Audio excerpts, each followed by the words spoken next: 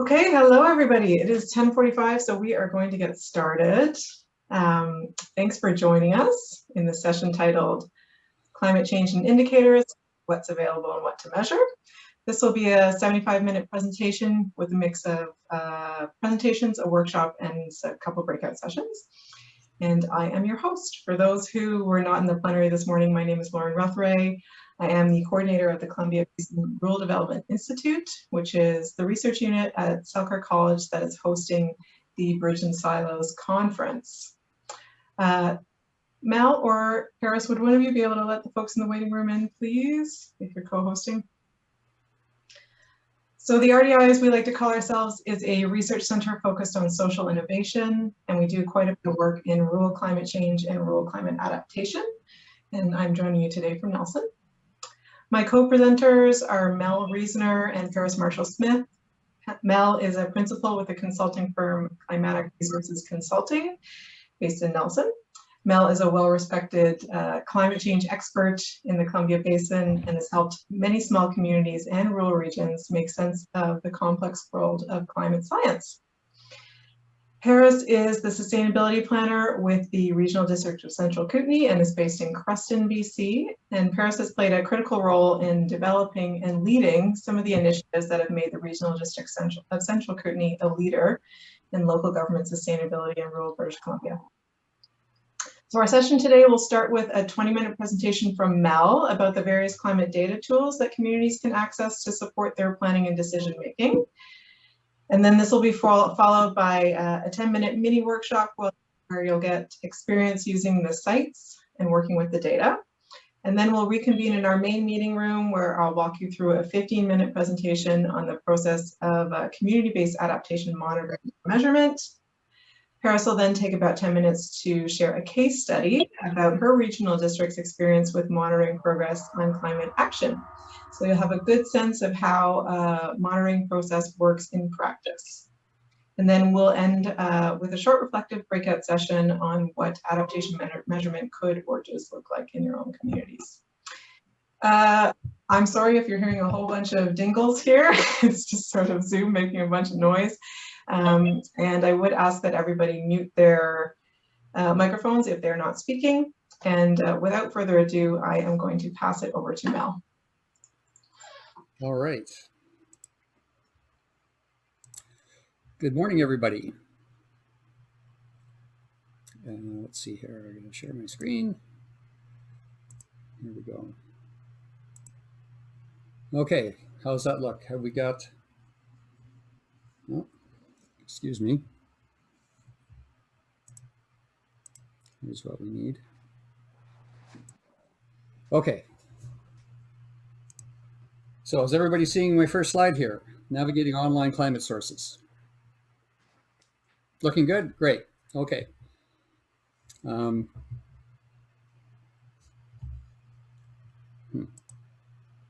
right. So today I'm going to cover briefly some places where you can go and get historical climate data and model projections for your community. And there's a lot of information has come online in recent years. It's really exploded. In terms of historical data, Environment Climate Change Canada has got a lot of information with historical climate and quality controlled historical climate, which is the AHCCD data, and also the Pacific Climate Impacts Consortium has compiled a lot of historical data. In terms of projections, when we were delivering this kind of information a few years ago, there was basically nothing on alignment, and it was a lot of work. And just in the last couple of years, this has really taken off. And sort of going from complex to more from beginner to more complicated, you've got Pacific Climate Impacts Consortium's plan to adapt, the Columbia Basin Source, Climate Atlas, Climate Data Canada are similar. And there's a couple of excellent sources that are a little bit more complex to use, PKIC's Climate Explorer and Climate BC.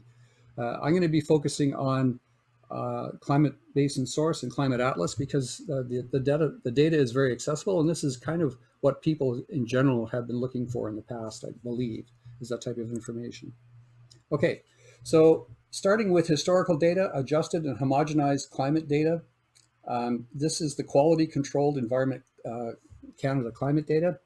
And there's a link to this that should be in the chat room where you can get your hands on this information. And it's not, the coverage is not as good as the raw data, but in the Columbia Basin, there's 1, 2, 3, 4, 5, 6, 8 sites, I guess, that have good quality controlled data. And often what's happened here is that any adjustments have been made that take care of station moves, and fragments of records are joined to make longer records. So you can put together climate histories like this for Kaslo, mean annual temperature on the left and mean annual precipitation on the right. And because it's, in this case, monthly resolution, you can do some very interesting things, such as compare the snowfall in Kaslo for the month of March with the rain in Kaslo for the month of March. And you can see what's happening in terms of rain versus snow in the spring in Kaslo. So that data is very useful for getting down to sort of monthly resolution and climate histories. You can also get your hands on daily temperature and precipitation historical data that's quality controlled. And again, the link for this should be in the chat room. Maximum temperature, minimum temperature, mean temperature, rain, snow, and total precipitation. And these files are larger, of course, because you've got daily data over, sometimes 100 years. And it does take some manipulation, but once you've got that information in an input format, you can do some wonderful stuff with it using programs such as Climatic 2, which is one that we use quite a lot, put out by the University of New South Wales. And there are 116 climate indices here. So what you can do with the daily data is you can get histories for climate of the number of days per year when maximum temperature is above 30 degrees. And of course, with the counts of days, you need the daily data, or the maximum one-day precipitation. And you can see that big rainfall event in 2013. Or more complex indices like heat wave number and a host of others. So the daily data is really valuable, and you can really burrow into some very detailed histories using the daily data.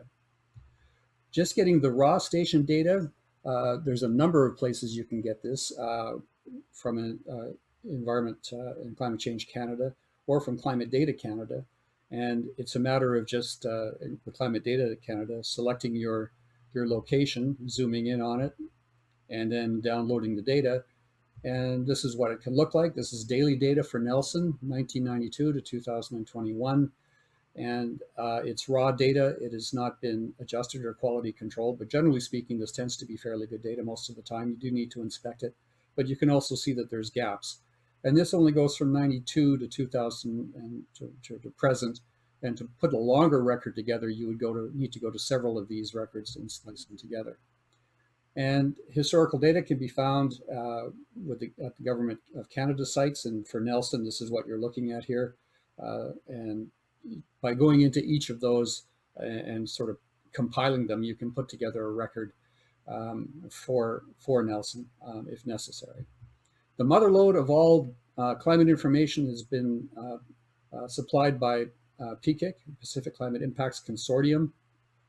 And this is all the information that's available for historical climate in British Columbia. The red is Environment Canada. I think the blue is Ministry of Transportation. And there's BC Hydro, and there's Flunrord, and a host of others. So and again, this is not quality controlled, but this is a good place to go to see what information is available in your area. And lastly, I'm going to just mention another product that Pacific Climate Impacts Consortium has put out for British Columbia, and it's a gridded product. So this is interpolated climate data across the province. And the thing that's nice about this is that the grid resolution here is really quite fine. You can see one of the grid cells fits comfortably within the city limits of Nelson. And you can get climate averages for a couple of time periods, but you can also, what's quite useful is you can get monthly time series of this data from 1950 to 2007, and that comes in quite handy sometimes. And just as an example here, the red curve is the raw data that I downloaded from Environment Canada for the community of Nelson. And the blue data is the gridded prism data. And you can see they match up pretty well. and they reflect what's going on in the valley bottom conditions in Nelson. And I just want you to keep this number in mind. When you look at the number for mean annual temperature for 1951 to 1980 in this part of the world around Nelson, that average works out to about 8.1, 8.2 degrees Celsius. That's the mean annual temperature during this base period. And keep that in mind because we'll come back to that. So now I'm going to switch over to what's available with model projections. And I'm just going to focus on these two out of the products that are available, primarily because, well, let's see here. How am I going to do this? I need to be able to see. Oh, no.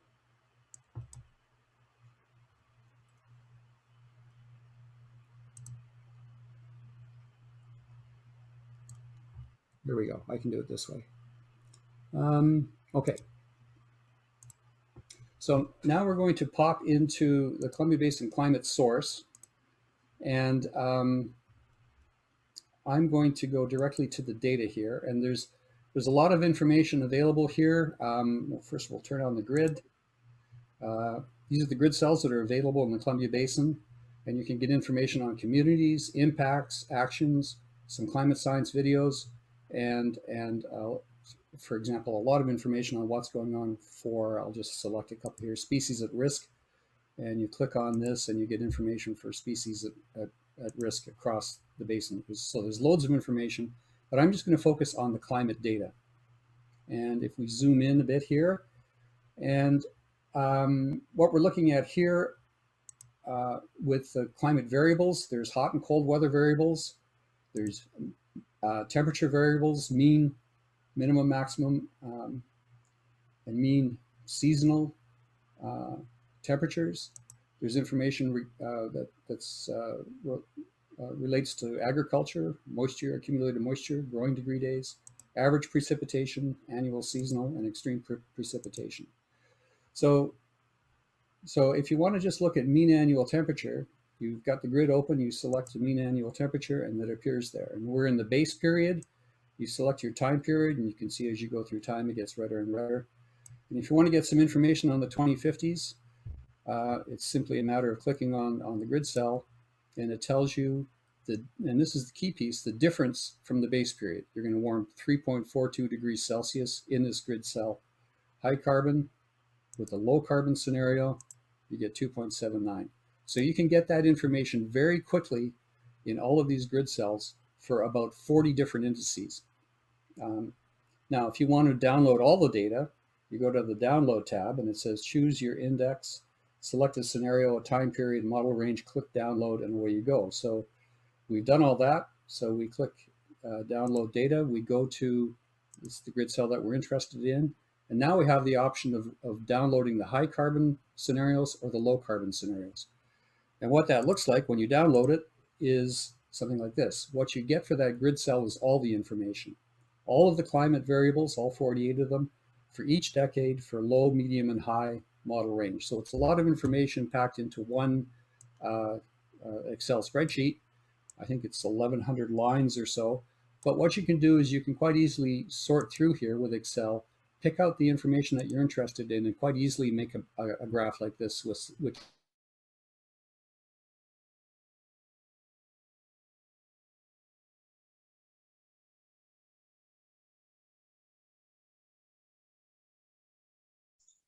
is Nelson temperature maximum. What it allows you to do is get a lot of climate information for these grid cells in very short order.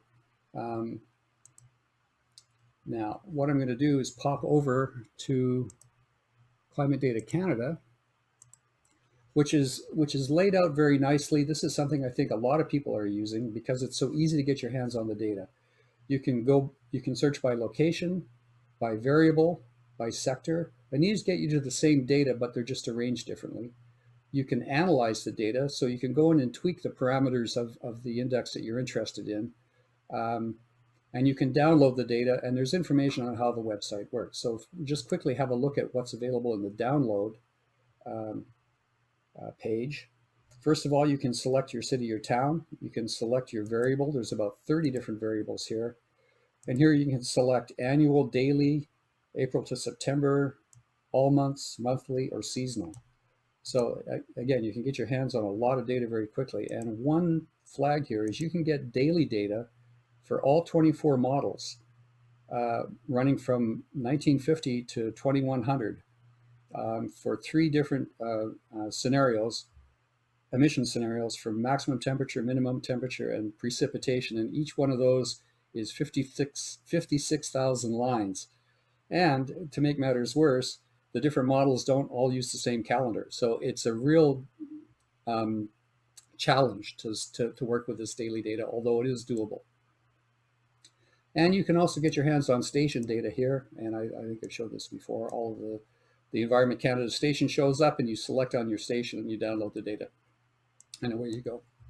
But I'm going to go back to what I think most people will use, and that is you go to your community, which is, for example, Nelson. You click on your community, and right away you get some information about Nelson. You get a whole bunch of graphs. These are temperature graphs, and you can select from a number of them. You can do the same for precipitation graphs, and also for some other variables like frost days, growing degree days. And I think there's something like 30 different indices that are available this quickly. The nice thing about this is that if this is the information you're after, you just click on the hamburger here and you can download the image. It's that easy. And you can also download the data. You click on the hamburger and you go download Excel file, and it is something that looks like this. It comes in a format that's very straightforward. You've got the modeled historical, and then the range, low and high. And then you've got the emission scenarios for the different model projections, 2.6, 4, 5, and 8.5. And they start down here in around 2006. So this is a very easy format to work with in terms of the data, and it's very easy to make graphs similar to what's on the site. That show the different model projections, or say the high emission scenario showing the range. So that's quite straightforward. Now, the one big red flag that I want to warn you about is when you go to Nelson, you can see that it says right up front for the community of Nelson, which you searched for, during this base period, 1951 to 1980, it says the mean annual temperature was 4.5 degrees Celsius. And earlier, when we were looking at the station data for Nelson, it was 8.2. There's a big difference there. Now, when you scroll down to the hottest day in Nelson, when you look at the historical, the maximum historical is 33.3 degrees. And if you're from Nelson, you'll know that the maximum temperature we've reached here is close to 40, 39.7. So something is going on here, and the best way to explain it is to pop back into the Basin source here. And here we're looking at the base period, 1961 to 1990. And we can look at this grid square here around Nelson, and it's saying that the base temperature is 4.74. And we know that that's not right. But you look over here at Crawford Bay, it's 7.74. Where you go up into the Purcells, it's minus 1.2. So what's happening here is these grid cells are reflecting the temperature for the grid cell, and they're reflecting the elevation of the grid cell. So when you're selecting grid cells with higher elevation, you have a lower mean temperature. And so you have to be very careful about that. The information that you download from many of these formats, what you're getting is information for the grid cell, not necessarily the community at the valley bottom. And if we go back into Climate Data Canada here and look at Nelson, you can see that the maximum temperature that you get to, well, let's put it this way. If you had some infrastructure that was sensitive to 40 degrees Celsius and you looked at this graph, you might say to yourself, well, we don't really have to worry about that until we get to around 2070. And that would be a bit of a mistake. So there's a potential to make some errors here. You just have to be aware that although it says this is the information for the community, it's actually the information for the grid cell that the community is in. And if this were Saskatchewan, it wouldn't matter. But in BC, where we've got topography, you have to watch that point. Okay. So just to finish up here, there's lots of data online now. It has really taken off in the last few years. The data access is rapidly evolving, and the functionality is continuing to improve, and has since the last time I looked at some of these sites. But you have to be careful. The historical and projected data represents the grid square around your community and not the conditions at Valley Bottom. And the point here is that these absolute numbers may not be appropriate for community planning in your Valley Bottom location. The key information that you get from all these sites is the change relative to the base period. How much is it going to warm? How much more rainfall in terms of percentage? And what can you do about it? Well, there are ways to skin this cat to calibrate the projected data that you get from these sites to your Valley Bottom locations. And we're going to step out into these breakout rooms. And that's what I'm going to do. I'm going to work through an example using Climate Data Canada data for Nelson, and work through how you would take those projections and sort of adjust them down to the conditions at Valley Bottom. Paris is going to walk you through the Plan to Adapt platform that's available from the Pacific Climate Impacts Consortium. And this is a good place for starters if you're not too familiar with climate data, because it's probably the easy way to get your hands on a lot of data in a hurry, and it's very simple. And Lauren is going to take the intermediate in terms of complexity and walk people through the features that are available in the Columbia Basin Climate Source. Okay. I will stop sharing my screen.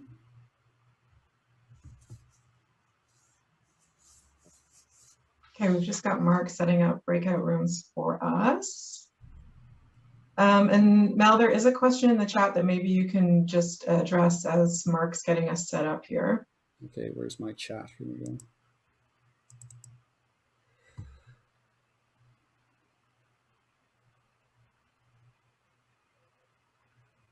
What can you say about Climate BC? Are there sites like Columbia Basin Climate Source that bring together data for this type? Yeah, Northwest BC, Climate Atlas and Climate Data Canada can give you easy access to data in Northwest BC, no problem. For a deeper dive into, but using more complicated user interfaces, the Climate Explorer from PKIC, you could get information from that, and also Climate BC. That's another one that you can get information from for all over British Columbia.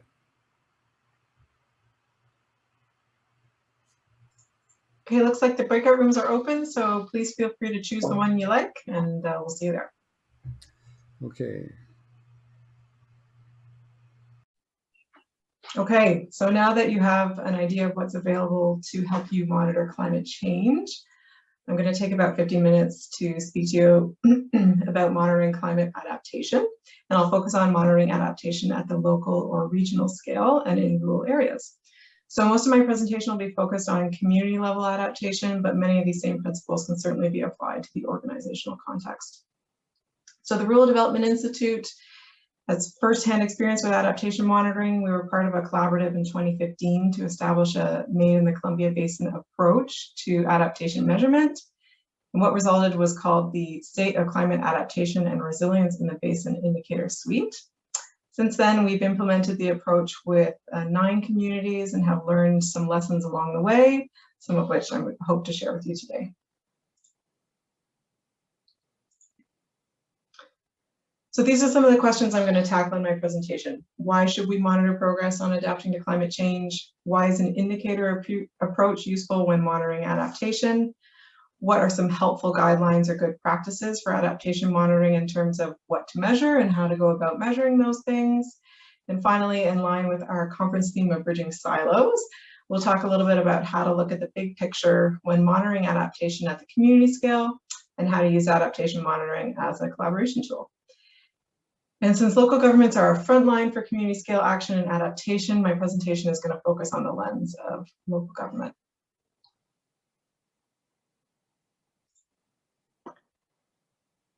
So monitoring adaptation progress is an important part of a comprehensive climate action strategy, but compared to greenhouse gas emissions monitoring, climate change adaptation monitoring is less advanced in policy and practice, in that there aren't really any formally established practices that are widely used.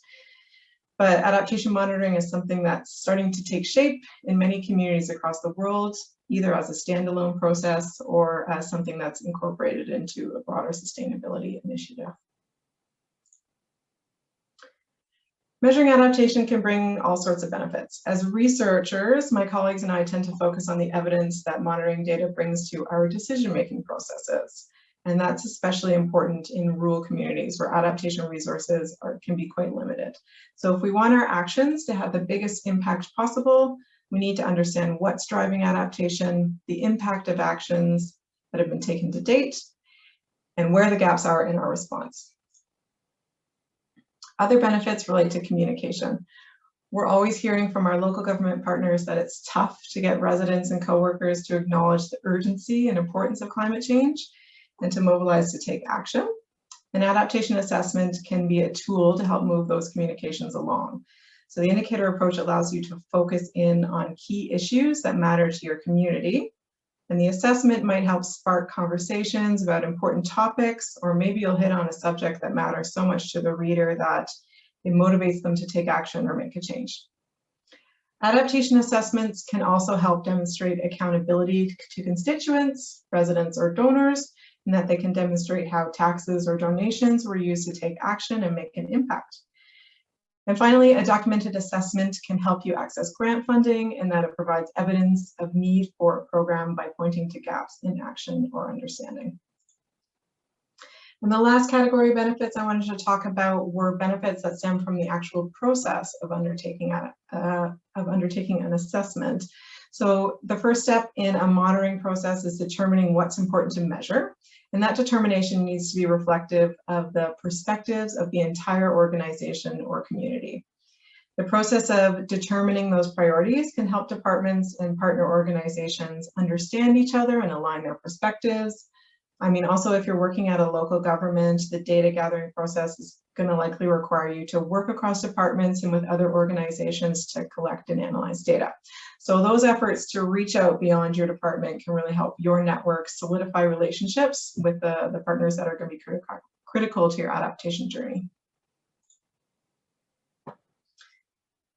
In terms of indicators and why indicators are a really common approach to measurement of complex issues. They provide a really straightforward glimpse into a bigger picture and allow us to identify trends over time. So much like we look to our body temperature as an indicator of our physical wellness, we can look at stream flow as an indicator of the stability of our hydrological systems. Indicators also provide a basis for consistent assessments over time. So if one of your goals is to measure the impact of a particular adaptation action, it's helpful to be looking at the same data point 1, 5, or 10 years down the road. Potential drawbacks of the indicator approach are that indicators are primarily quantitative, and of course, they only tell part of the story. So we can view indicators as a prompt that can inspire a deeper inquiry into issues that stand out. And we can draw on other types of information, such as qualitative assessments or narrative reports, to supplement and give context to quantitative indicator data. In terms of what to measure, there's many different types of indicators that you can include in an assessment of adaptation. First, you're likely going to want to include information on what's driving the need for adaptation. So some information on changes in the climate is important to set the stage. Then you want to think about impacts, both to the environment and to human systems. You'll also want to measure your response, so how well we're actually doing at adapting. And here you'll want to think about various ways to measure that response. You can think about inputs, for example, dollars spent on adaptation programs in a given year. Outputs, or for example, the number of programs offered. Outcomes, or direct effects that happened as a result of your programs. And impacts, or long-term shifts in adaptation readiness that can be linked to your efforts. Vulnerability and resilience are less advanced in the world of adaptation measurement than our climate change and impact indicators. Vulnerability refers to a community or organization's susceptibility to climate impacts, And resilience refers to a community or organization's ability to cope with and respond to stress. So when deciding what to measure, it's really important to focus on what matters to your community or organization, because you can't measure everything. Indicators measure progress towards a goal. So what are the goals in your region? Or what are your community's priority vulnerabilities? Hone in on those. That's really the benefit of a local focus in adaptation measurement. National or provincial assessments aren't super relevant to us in a community setting, because the things that they're measuring are often not something that we as community-based organizations have any control over. And on the subject of designing an indicator suite, that for the local scale, we as rural residents have some unique factors to consider. We need to look critically at what data are actually available to us. Access to good climate data is now possible, as Mel pointed out, but access to high quality impacts data is often still challenging. For example, one of the problems that we consistently bump up against in our assessments is long-term watershed data. Many communities in our region don't have a good grasp on the security of their water resources because there's a lack of sufficient water data available.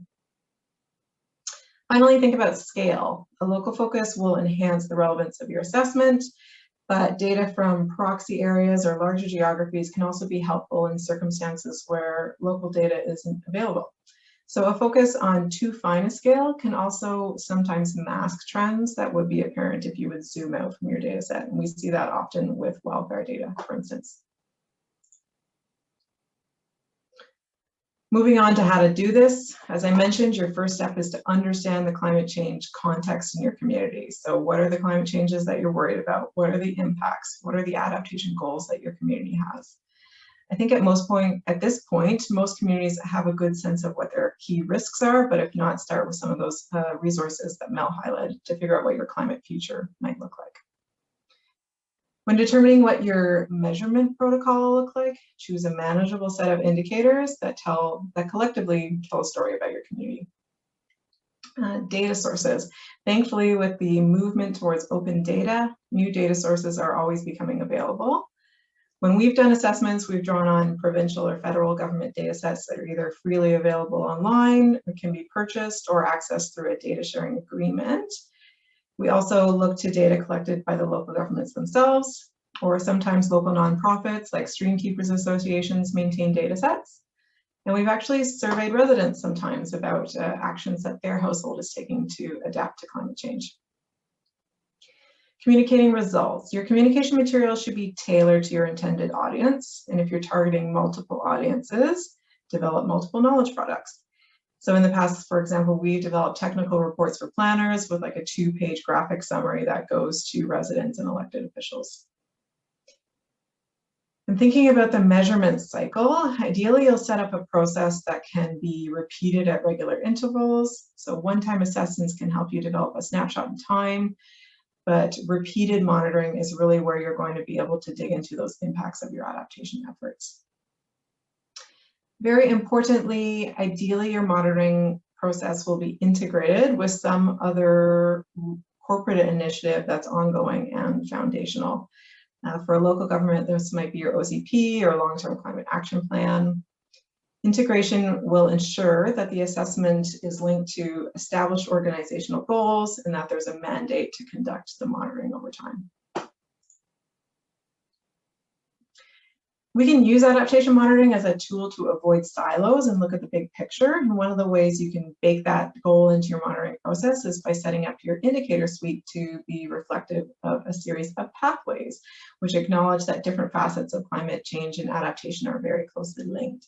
So in our project with local governments, we set up a pathway model to show that climate changes have direct and indirect impacts on communities and in the environment, and impacts can be addressed through adaptation actions and capacity building, and the results of those efforts improve adaptation outcomes. This is one of the 5 pathways from our assessment model, the wildfire pathway. So, one of the climate changes we consider is the number of days in the extreme danger class. That links directly to the amount of fire happening on a landscape, which links to the incidence of interface fires. And then one of the actions that might be driven by or reduce the incidence of interface fire is progress on wildfire risk reduction efforts. As I mentioned a couple slides ago, the concepts of vulnerability and resilience are receiving increased attention in the practice of adaptation monitoring, despite being somewhat difficult or complex concepts to define. In our project, we understood resilience to refer to the capacity of a community to adapt to climate change. So in other words, what human, technological, and financial resources determine a community's overarching ability to respond to change. Adaptive capacity is actually really important. It might help explain why two neighboring communities face similar climate risks, but are performing really differently in their progress towards adaptation. So we attempted to account for that by creating a community resilience index, which complemented the pathways. And the index included 6 determinants of adaptive capacity, each measured through a series of indicators. So I'm not actually advocating this as the right approach to including adaptation capacity in your assessment process. And that's because in practice, we haven't actually included this in one of our assessments. And there's a couple of reasons for that.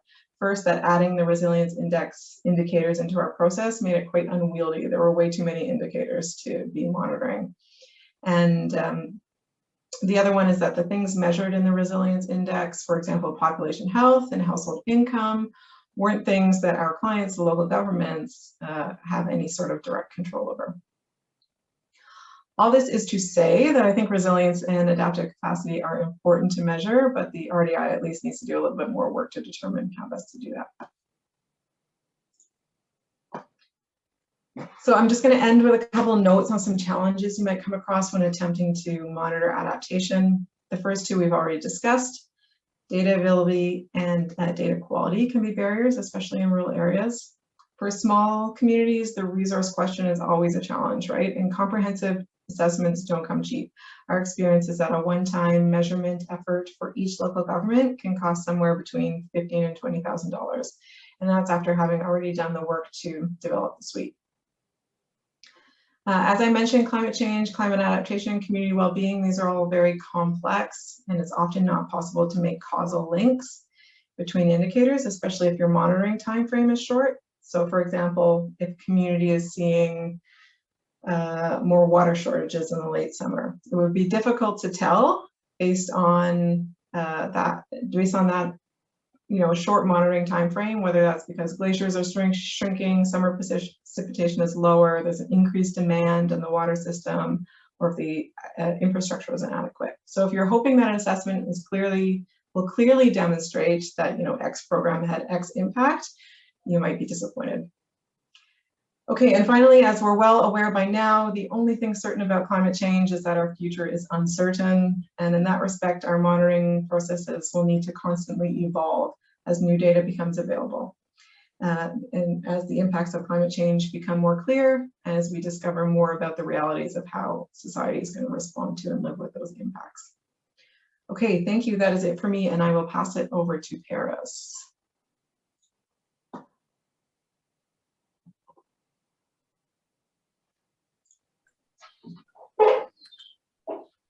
Thank you very much, Lauren. That was fantastic, and yeah, great to hear. And they've been good presentations. I need to put in a bit of a disclaimer because I have 2 cats that are very vocal, and I have some birds on YouTube downstairs that are meant to be distracting them, but they seem more interested in being up here. So just in case you hear any background noise.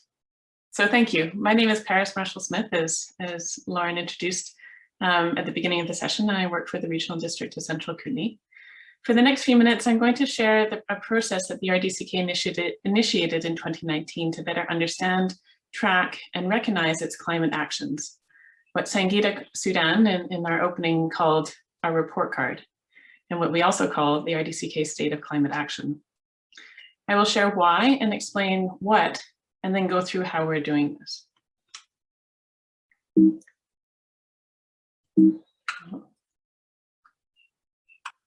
So inspired by the RDI SOCAR, we created the RDCK State of Climate Action, SOCA for short, to organize and make visible all the work that the RDCK has been doing for many years towards reducing its carbon pollution and supporting residents to better adapt to the climate crisis. There were two big drivers that initiated this process. The first was the board's declaration in April of 2019 that the world is in a global state of climate crisis. This reality creates an imperative for all orders of government to undertake rapid and far-reaching changes to building construction, energy systems, land use, and transportation. In addition to the bold call of the board's climate action imperative, there was also a feeling that rather than moving together, we as areas and departments were swimming fast and alone. And in part that we didn't know, this was in part because of the strong motivation to act, but also because we didn't know where to direct ourselves. At an organizational level, we didn't have the data to know where there may be gaps or areas unattended. The SOCA, the State of Climate Action, sits within a larger strategy, what we call the RDCK Climate Action Strategy. And the Climate Action Strategy was the full response to the board's Climate Action Declaration. It's a three-part strategy that is designed to inform, getting the right information to support our planning, guide, creating and adapting our policies and decision-making tools to include a climate action lens, and take action, continuing to support bold leadership.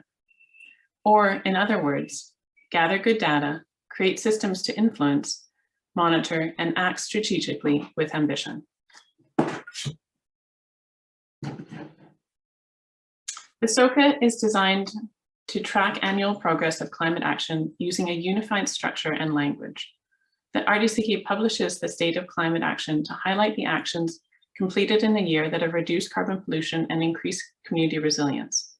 It is both an internal and external tool to monitor and demonstrate accountability to our commitments, Producing the SOCA is a collective effort that bridges silos and involves 9 organizational areas, including corporate administration, environmental services, and development and community sustainability services.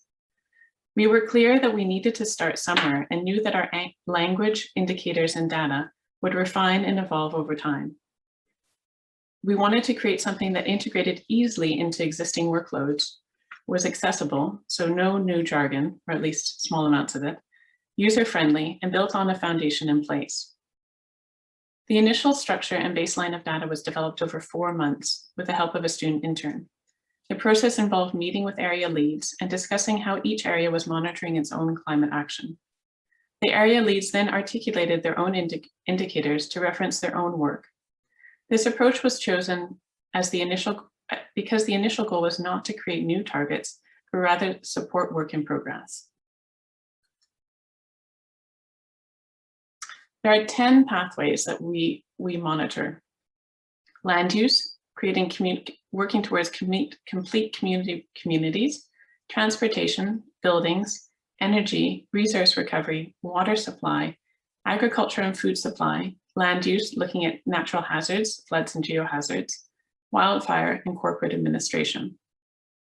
Each lead for the 10 pathways established their own goals, objectives and targets, policies and tools and indicators, of course, in consultation with the rest of the department.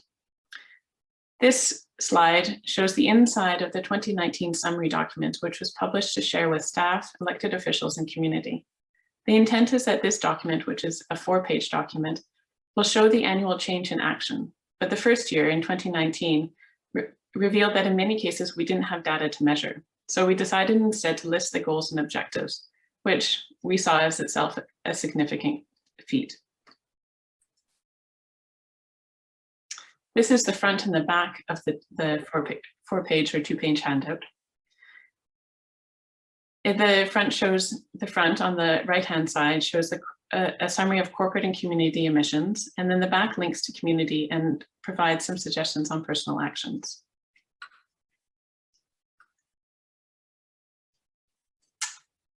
A bit about the process behind creating the State of Climate Action.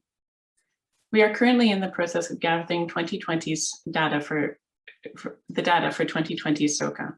Each of the 10 pathway leads are given a tracking sheet of their goals, objectives and targets, policy and tools, and indicators.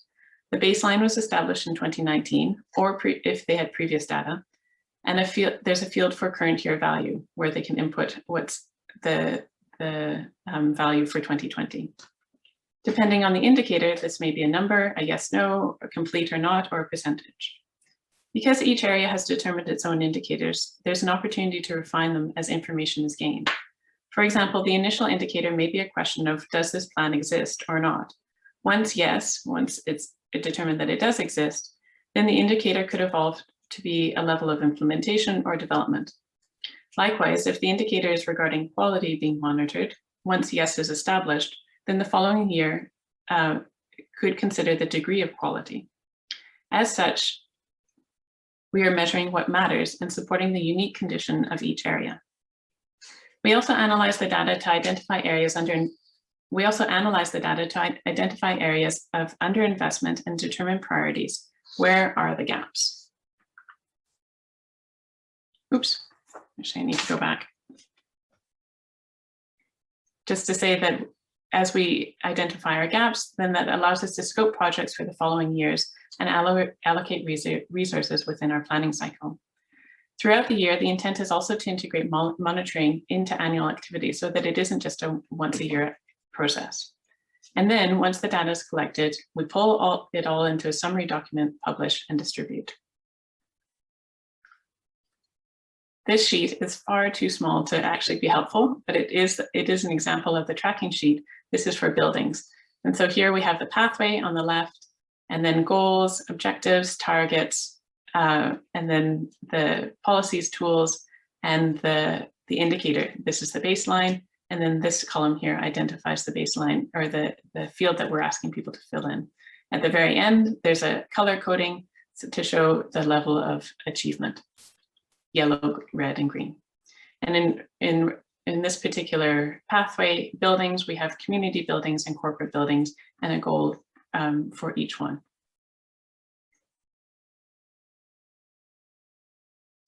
Some of the lessons that we learned. It was and is a big effort, and it's worth it.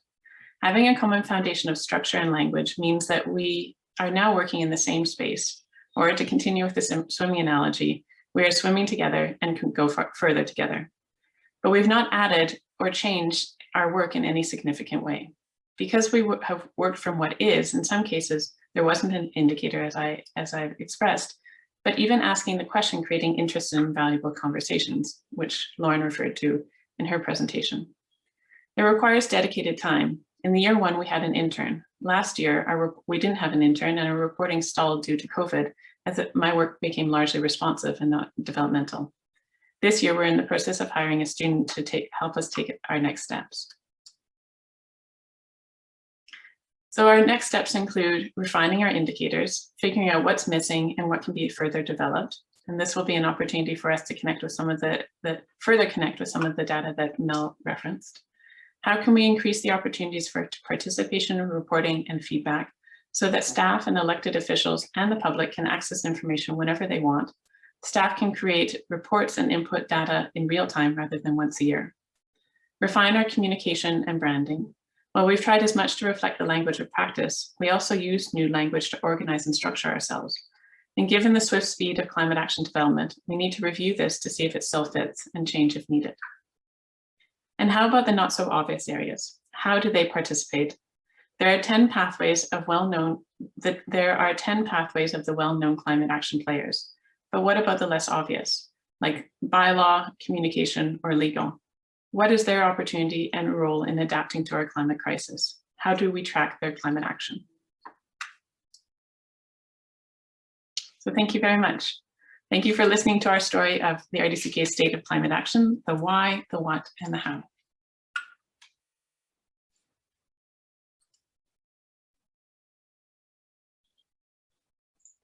Thank you, Paris. I'm just going to share a screen here to show you what our breakout room topics are, and choose something that looks interesting to you and that you want to talk about with your peers for a few minutes.